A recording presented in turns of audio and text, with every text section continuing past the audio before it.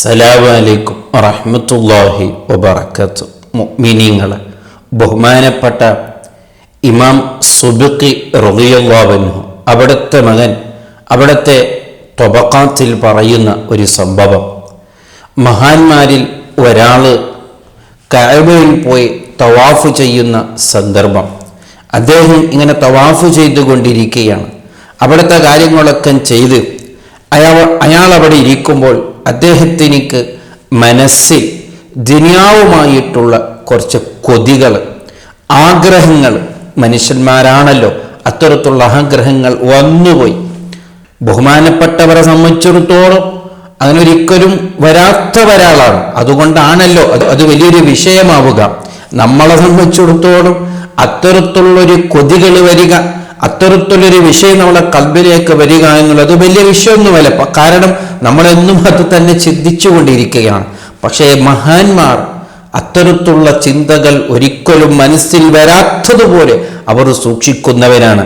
എന്നാലും അവർ മനുഷ്യന്മാരാണല്ലോ, എന്നും അവരെ കൽബ് തടീച്ചകൾ എങ്ങനെയെങ്കിലും തെറ്റിക്കണം എന്ന് നോക്കി ഇങ്ങനെ അത്തരത്തിലുള്ള ചിന്തകൾ വന്നുകൊണ്ടിരിക്കും. അങ്ങനെ ഒരു ചിന്ത അദ്ദേഹത്തിന്റെ കൽബിൽ വന്നപ്പോൾ അദ്ദേഹത്തിനിക്ക് വേജാറായിപ്പോയി. ഞാനിങ്ങനെ ചിന്തിക്കുന്നത് ശരിയല്ലല്ലോ. അങ്ങനെ അവിടെ ഒരു സ്ഥലത്ത് ബഹുമാനപ്പെട്ടവർ ഇങ്ങനെ കിടന്നുറങ്ങുകയാണ്.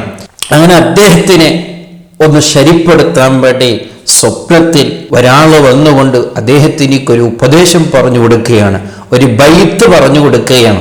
മഹാന്മാരുടെ ജീവിതം എന്ന് പറയുമ്പോൾ അങ്ങനെയാണ്, അവരൊന്നും തെറ്റുവരികയില്ല. എവിടെങ്കിലും ഒന്ന് വരുമ്പോഴേക്ക് അള്ളാഹു അതിനെ ശരിപ്പെടുത്തുകയാണ്. അതാണ് മഹാന്മാരുടെ ജീവിതം ശൈലി, അങ്ങനെയാണ്. എത്രയോ ചരിത്രങ്ങളുണ്ട്. അവരുടെ ജീവിതത്തിൽ ഒന്ന് അങ്ങോട്ടിങ്ങോട്ടാവുമ്പോഴേക്ക് അള്ളാഹു എന്തെങ്കിലും ഒരു അടയാളം കാണിച്ചുകൊണ്ട് അവരല്ലാഹു ശരിപ്പെടുത്താൻ നോക്കുകയാണ്. അങ്ങനെ ഇദ്ദേഹം ഇങ്ങനെ കിടന്നുറങ്ങിയപ്പോൾ ഇദ്ദേഹത്തിനിക്ക് ഒരാൾ വന്ന് ഒരു ഉപദേശം, ഒരു ബൈത്തിലൂടെ ഒരു ഉപദേശം പറഞ്ഞു കൊടുക്കുകയാണ്.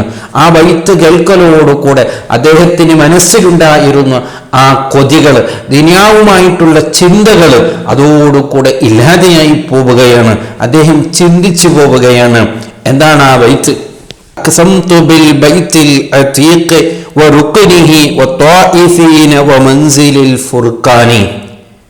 ഈ കഅബ നിൽക്കുന്ന ഈ സ്ഥലത്തിനെ സത്യം ചെയ്തുകൊണ്ട് നിങ്ങളോട് പറയുകയാണ്, ഇത്ര വലിയ മഹത്വമുള്ള സ്ഥലം ഇനി ലോകത്തില്ലല്ലോ.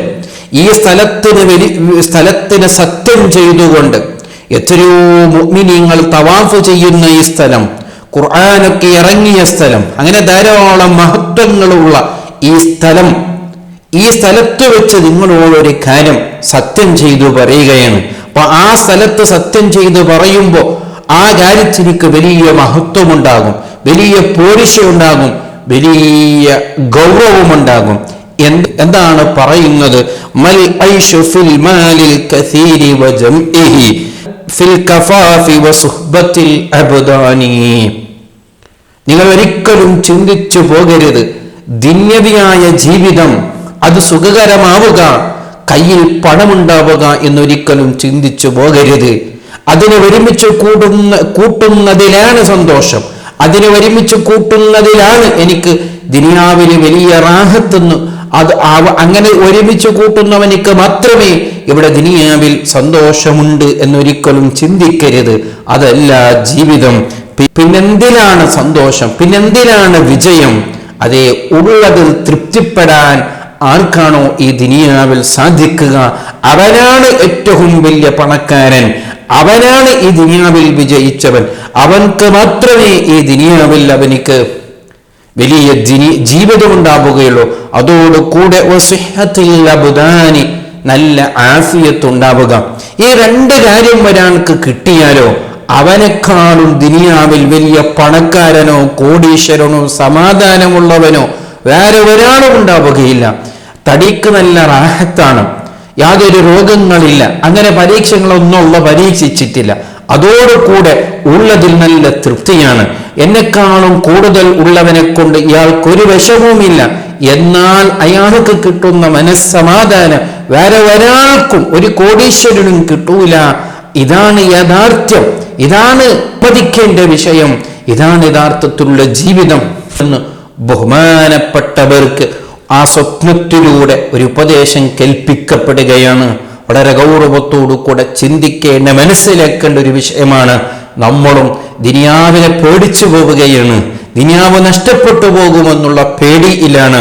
അതിനെങ്ങനെങ്കിലും നിസ്കാരം നഷ്ടപ്പെട്ടാലും പ്രശ്നമല്ല, അള്ളാഹുമായിട്ടുള്ള ബന്ധം ഇബാദത്തുകൾ ഇല്ലെങ്കിലും പ്രശ്നമല്ല, ദുനിയാവെന്ന് ഒരുമിച്ച് കൂട്ടണം, ഇല്ലെങ്കിൽ ഈ ദുനിയാവിൽ എനിക്ക് ജീവിക്കാൻ എന്നെ കൊണ്ട് സാധിക്കില്ല എന്ന് പറഞ്ഞ് അതിൻ്റെ പിന്നാലെ ഓടുമ്പോഴാണ് ഈ ചിന്ത നാം ചിന്തിക്കേണ്ടത്. ഒരിക്കലും സമാധാനമുണ്ടാവില്ല. ഉള്ളതിൽ തൃപ്തിപ്പെടുന്ന കാലത്തോളം തടിക്ക് ആഫിയത്ത് കിട്ടുന്നതുവരെ. അപ്പൊ ഈ രണ്ട് കാര്യം അള്ളാഹു നൽകിയാലേ സമാധാനം ഉണ്ടാവുകയുള്ളൂ.